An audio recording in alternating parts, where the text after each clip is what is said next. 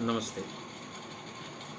जैसे कि आप सब जानते हैं, आज नाग पंचमी है और नाग पंचमी के पीछे का कारण यही है कि आज के दिन सर्प सत्र या फिर स्नेक सैक्रिफाइस जो कि राजा जनमेजय करवा रहे थे, उसी को ऋषि अस्तिक ने आज ही के दिन रोका था और नागों को एक नया जीवन दान दिया था। तो तभी से आज के दिन नाग पंचमी मनाई जाती है। तो हम अभी उसी महापर्व की ओर बढ़ रहे हैं, उस स्नेक सैक्रिफाइस की ओर। तो वो कैसे हुआ, कैसे आरंभ हुआ, तो अब हम वहीं पहुंचने वाले हैं। तो अभी तक हमने देखा कि उतंक जो हैं, ऋषि उतंक राजा पौष्य की पत्नी पटरानी से उन्होंने कानों की बालियां ली और फिर वहाँ से जो भी बातचीत हुई और जो भी उनके बीच में मनमुटाव हुआ राजा पौष्य और उतंक के बीच में, उसके तत्पश्चात वो वहाँ से चल पड़े। तो अभी जा ही रहे थे कि उन्हें थोड़ी सी प्यास लगी, तो उन्होंने पानी पीने के लिए थोड़ी देर के लिए अपना जो कान की बालियाँ थी वो रखी। तो उधर से एक शपनका आ रहे थे। शपनका संस्कृत में जैन मुनियों को कहते हैं। तो उधर से एक जैन मुनि आ रहे थे। तो ये जो है बड़ा अच्छा हिस्टोरिकल रेलिवेंस है इसका। तो जैनों का रेफरेंस है इसमें। तो उस समय एक शपनक, एक जैन मुनि उधर से आ रहे थे एंड वो कभी दिखे कभी नहीं दिखे, ऐसे मतलब दिख रहा है नहीं दिख रहा है इस टाइप का, दिख रहा है गायब हो रहा है। तो वो आए और वो कानों की बालियाँ उठाए और वहाँ से भागने लगे। पर उतंक भी बड़े ही फुर्तीले थे। वो तुरंत दौड़े और जाके कस के पकड़ लिया उसको, उस जैन मुनि को। तो उसने तुरंत अपना रूप बदल लिया और वो नागराज तक्षक के रूप में परिवर्तित हो गए। जैसा कि पटरानी ने कहा था कि नागराज तक्षक जो है इन कानों की बालियों के पीछे हैं। और जैसे ही वो तक्षक किसी को पकड़े वो नाग रूप में परिवर्तित हो गया। भले ही वो नागराज है, पर वो एकदम परिवर्तित होके उन्होंने धरती में एक छेद बनाए और घुस गए उसमें।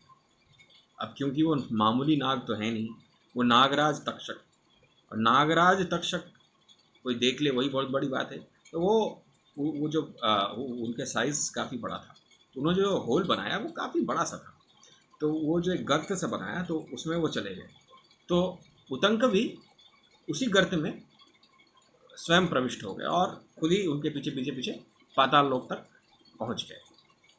और पाताल लोक में पहुंचने के बाद कोई नहीं दिखा।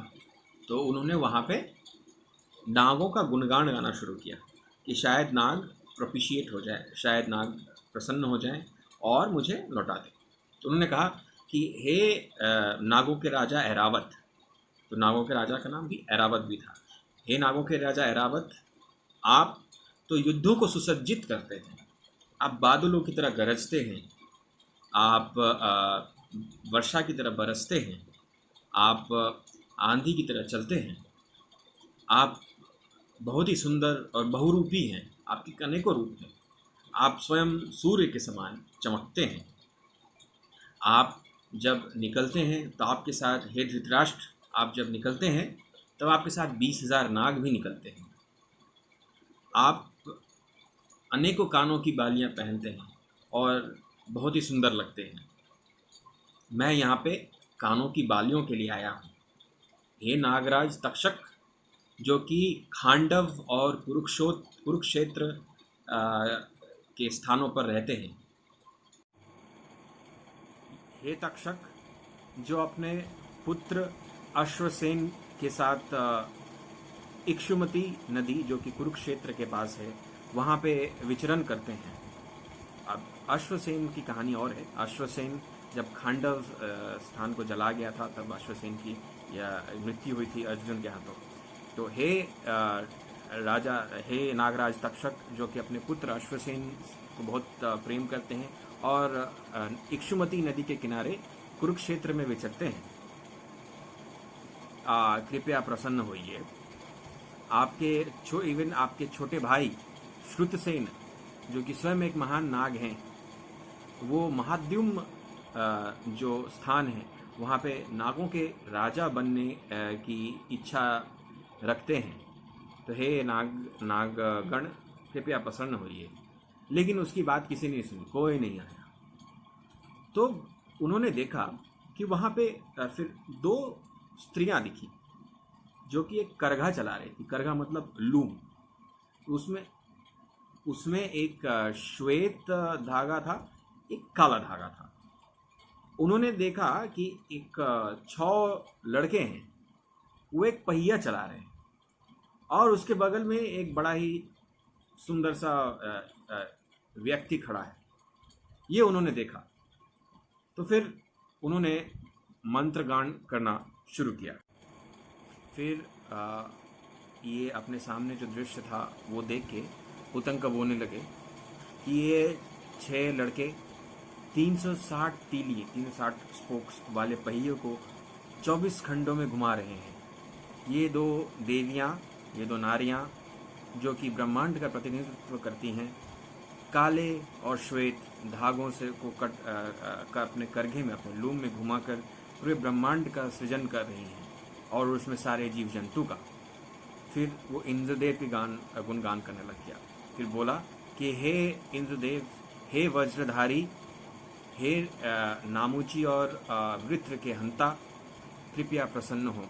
आप जो कि सदैव काले वस्त्र में रहते हैं और जो समुद्र मंथन से मिले हुए अश्व उच्छय श्रव पर सवार होकर चलते हैं, आपको मेरा प्रणाम।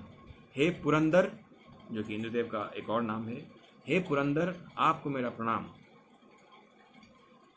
इस स्तुति से इंद्रदेव बहुत प्रसन्न हुए और वो जो सामने में वो व्यक्ति खड़ा था जो कि काफ़ी सुंदर सा था, वो इंद्रदेव ही थे। और उन्होंने कहा उतंक से कि हे वत्स, मैं तुमसे अति प्रसन्न हूँ, मांगो क्या मांगते हो। तो उतंक भी बोला उस समय कि इन नागों को मेरे वश में कर दीजिए। और भगवानों का सेंस ऑफ ह्यूमर थोड़ा अलग ही होता है। तो इंद्रदेव ने कहा कि उचित है, वो देखो वहाँ पे जो अश्व है, जाओ और उसके शौच छिद्र में, जहाँ से वो शौच करता है, वहाँ पे जाके फूंको। तो वो गया उतंक और उसने उसकी पूंछ हटाई और जहाँ से वो अश्व शौच करता है वहाँ पे उसने ज़ोर से फूंका और उसी के साथ ही वो अश्व के जितने भी छिद्र थे शरीर में, उससे अग्नि निकलने लग गई और वो अग्नि से पूरा पाताल लोक जलने लग गया। त्राहिमाम करते हुए सारे नाग बाहर आ गए और तक्षक, नागराज तक्षक त्राहिमाम करते हुए आए उतंक के पास और उनको वो बालियाँ, कानों की बालियाँ दे दी। फिर से वो उस व्यक्ति के समक्ष जाता है जो कि स्वयं इंद्रदेव है, उसे उस वक्त पता नहीं था, और उनसे बोलता है कि अब तुम ये बालियाँ तो मिल गई, पर अब मैं कैसे यहाँ से अपनी गुरु माँ के पास ये देने जाऊँ? 4 दिन तो होने को आए, अब क्या करूँ? तो वो व्यक्ति बोलते हैं कि इस अश्व पे बैठ जाओ, ये तुम्हें क्षण भर में जहाँ चाहोगे वहाँ पहुँचा देगा। तो वो अश्व पे बैठे और अगले ही क्षण वो अपने गुरु माँ और अपने गुरुदेव के आश्रम में थे। वो उतरे और तुरंत जाके अपनी गुरु माँ को बालियाँ दी। तो उनकी गुरु माँ कहती हैं कि अच्छा हुआ तुम समय पे आ गए, अगर तुम नहीं आते तो मैं तुम्हें अवश्य श्राप दे देती। तो वो गुरु माँ को प्रणाम करता है, फिर अपने गुरु के पास जाता है। तो गुरुदेव बोलते हैं कि बेटा तुम इतने कहाँ थे, कोई परेशानी, कोई दिक्कत तो नहीं आई तुम्हें? तो बोली दिक्कत तो तक्षक के कारण ही आई, लेकिन मुझे रास्ते में कुछ बातें हुई जिनके बारे में आपसे थोड़ा जानना चाहता हूँ। फिर वो अपने गुरुवर से पूछते हैं कि पर रास्ते में ये जो मुझे नागलोक में वो जो 2 देवियाँ दिखी जो एक काला और श्वेत धागे से करघा चला रही थी, वो कौन थी? वो 6 लड़के जो पहिया घुमा रहे थे, 12, अब इसमें फिर 360 से 12 हो गए, 12 तीलियों वाला पहिया, वो कौन थे? वो व्यक्ति वहाँ कौन था, वो जो वहाँ पे अश्व था वो कौन था, और फिर रास्ते में मुझे एक बड़ा सा व्यक्ति मिला था एक बड़े से सांड के साथ। तो वो लोग कौन थे, उन्होंने आपका भी नाम दिया, अब ये कौन थे, मुझे कृपया आप बताने का कष्ट करें गुरुदेव। तो उसके गुरुदेव बोलते हैं, तो वो जो देवियों को आपने देखा, 2 देवियों को, वो धाता और विधाता थी।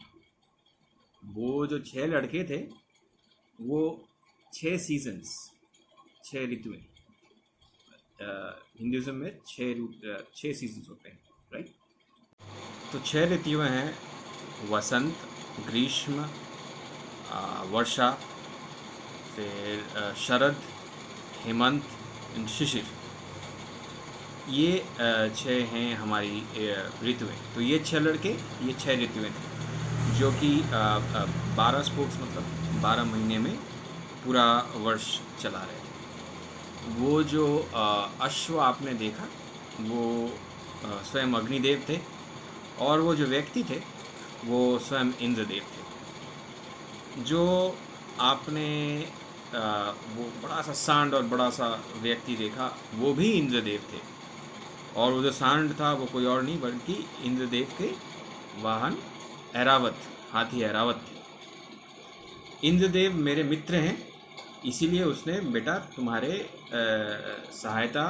सहायता के लिए वो आए, और उसी कारण से तुम ये बालियाँ ला पाए। तुम अपनी परीक्षा में उत्तीर्ण हुए, अब तुम जाओ और मेरे से तुम मुक्त हो। अब जाओ, अपने स्वयं आगे अपने रास्ता बढ़ाओ, अपने शिष्य बनाओ। तो अपने गुरु को प्रणाम करते हुए उतंक वहाँ से बाहर निकली, पर उनके हृदय में अभी भी क्रोध और प्रतिशोध की ज्वाला धड़क रही थी।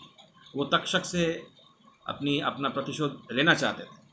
तो वहाँ से वो निकले और वो हस्तिनापुर के लिए रवाना हो गए, वहाँ से, जहाँ पे वो जाके राजा जन्मेजय से मिले। और यही इस कहानी का तीसरा पर्व आरंभ होगा, जहाँ पे उन्होंने राजा जन्मेजय को आगे की कहानी सुनाई, और कैसे राजा जन्मेजय स्नेक सैक्रिफाइस तक पहुँचे। अभी के लिए इतना है। उतंक के गुरु ने, ऋषि वेद ने, उसको ये भी कहा था कि वो जो बड़ा सा सांड मिला था जिसमें वो बड़ा सा एक आदमी बैठा हुआ था, और उसने तुम्हें गोबर खाने को दिया, तो वो गोबर जो था वो अमृत था, और इसी कारण तुम नागलोक, तुम पाताल लोक में जाकर भी जीवित रह सके। ये छोटा सा बात मैं भूल गया था। सो अब अगले खंड में जल्दी आएंगे। Thank you.